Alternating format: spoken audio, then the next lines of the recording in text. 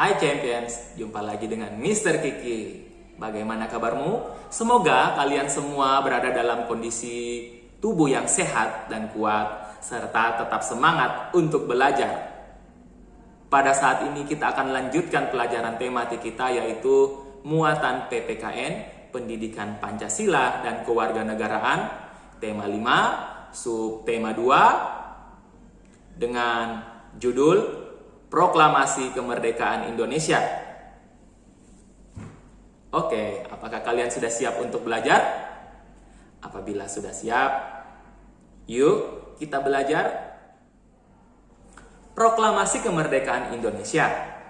Proklamasi Kemerdekaan Indonesia dibacakan pada hari Jumat, 17 Agustus 1945, pukul 10 waktu Indonesia Barat, di Jalan Pegangsaan Timur nomor 56, Jakarta.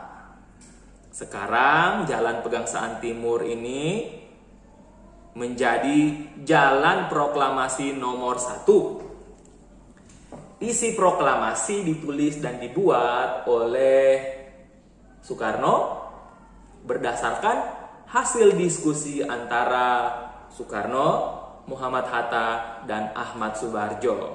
Ya, yang dimaksudkan Soekarno di sini adalah Presiden pertama Republik Indonesia, dan juga Muhammad Hatta adalah Wakil Presiden pertama Republik Indonesia. Kemudian, naskah proklamasi setelah ditulis dan dirumuskan, kemudian diketik oleh Sayuti Melik bersama BM Dia.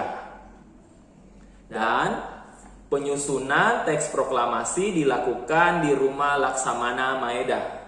Jadi Laksamana Maeda ini adalah seorang perwira tinggi Jepang ya. Dia bersimpati dengan negara Indonesia, ingin segera memerdekakan dirinya. Kemudian setelah pembacaan teks proklamasi kemerdekaan, dilakukan pengibaran bendera merah putih oleh Latif Hendraningrat dan Suhut Sastrokusumo. Bendera merah putih ini dijahit oleh Ibu Fatmawati.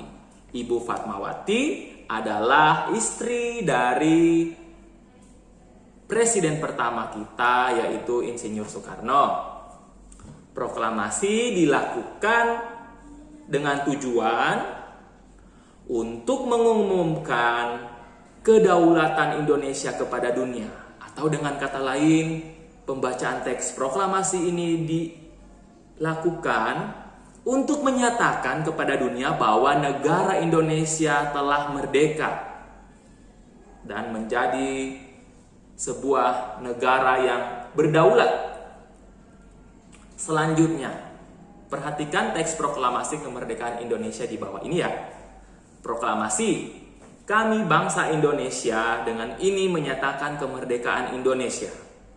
Hal-hal yang mengenai pemindahan kekuasaan dan lain-lain diselenggarakan dengan cara seksama dan dalam tempo yang sesingkat-singkatnya.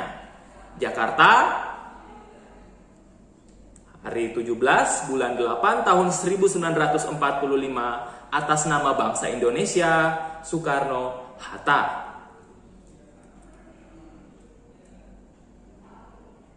Selanjutnya, persatuan dan kesatuan dalam mengelola sumber daya alam.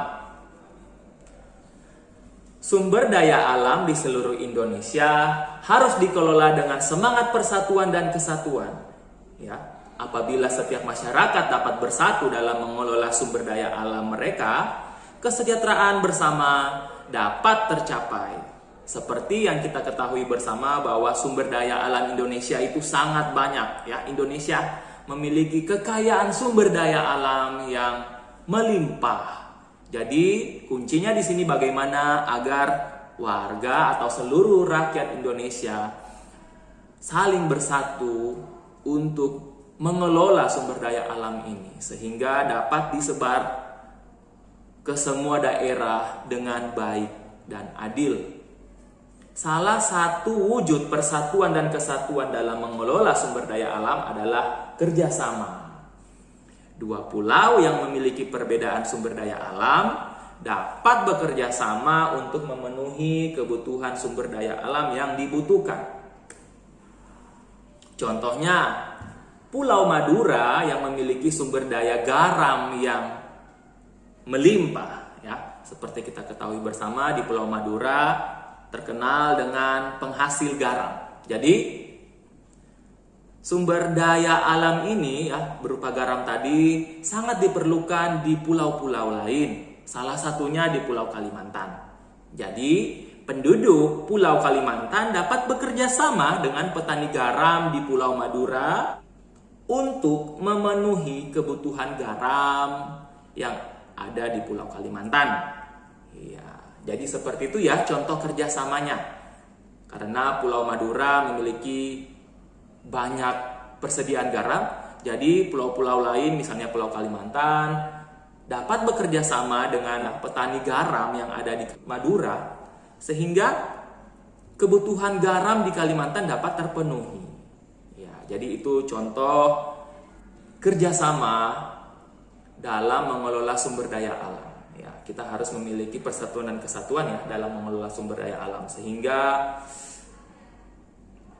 kita dapat memenuhi kebutuhan kita, ya. Selanjutnya, semangat kekeluargaan dan gotong royong. Gotong royong adalah bekerja bersama-sama menyelesaikan pekerjaan bagi kepentingan bersama. Contoh gotong royong yaitu warga desa bekerja sama membangun jembatan desanya.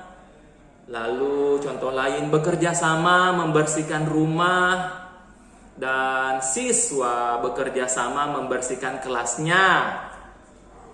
Gotong royong merupakan ciri khas bangsa Indonesia. Dan gotong royong dapat menumbuhkan semangat kekeluargaan.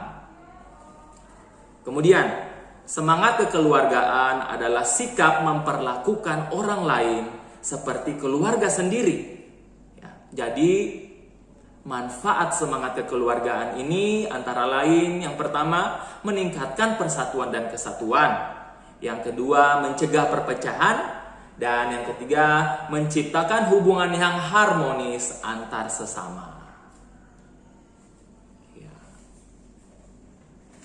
Jadi semangat kekeluargaan ini sangat penting dan dibutuhkan bagi bangsa kita agar supaya persatuan dan kesatuan tetap tercipta untuk dapat meneruskan pembangunan di Indonesia. Oke, jadi seperti itu ya video pembelajaran kita pada hari ini mengenai muatan PPKN tema 5 subtema 2. Mr. Kiki berharap semoga video ini dapat berguna bagi kalian dan kalian dapat memahaminya serta dapat melakukannya dalam kehidupan sehari-hari.